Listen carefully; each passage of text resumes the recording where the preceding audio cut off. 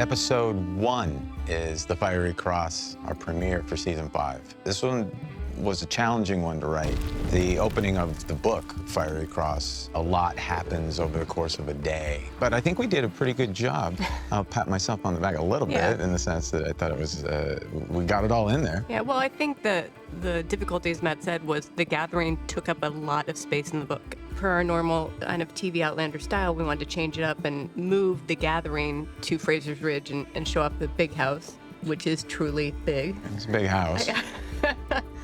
One of the things I remember saying to Gary when we went to the location and plotted out the land, and I said, now, it's just called the big house, Gary. That doesn't mean it has to be a big house. And then he let that go in one ear and right out the other, and it became a big house. But it's magnificent. I mean, it is a beautiful it's house. Beautiful, and the land we found is so gorgeous, and some of the tracking shots we used and see it established is pretty amazing. One of the things that is really special about Outlander is that we can show people in character moments being a family and being a community, and we wanted to actually show that. It's just not always bad times. You know, you have to show some of the good times to balance out the drama. So we wanted to have a big wedding, and Roger and Bree getting married, and we wanted to have the whole family there. It was the way of making the gathering more about the wedding than the gathering.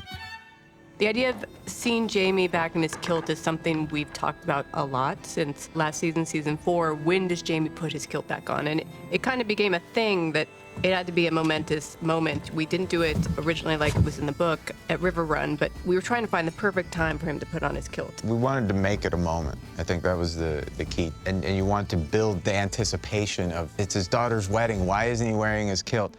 And it's that moment he makes that decision. If Tryon wants a Scot, I'll give him a Scot. And what's more Scottish than putting on his plaid and his kilt and walking out and showing the red coats there, but also all the other families. And as he says in his speech, we're not clan, we're not family, but... If the time comes, you will all stand by my side. He deliberately put this on in a moment that made him the Laird visually. And Jamie's a pretty smart guy, and is a smart move to make himself look like a Laird. Stand by my hand. Brought the guys right in, so.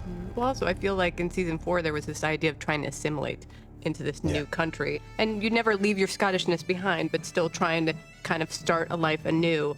And this seemed like a fitting way. I do think the actors missed it. I think certainly Sam was very excited to put it back on. Oh, yeah, we had to tear it off of him.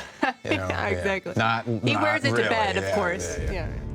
We talked a lot about opening the season and where Jamie and Roger would be in terms of their relationship, and where we left them. You know, Jamie's still very upset with Roger about how he came back to Brianna, because obviously he chose to come back, but he didn't do it immediately, and that is the problem. And as a dad, you want whoever your daughter's going to be with to stand up, and Jamie feels like Roger didn't stand up in the right way, that he did not immediately come back and say, I don't care if the child couldn't be mine. I don't care. I love her. But you did come back, and that's all that matters. Just tell him that.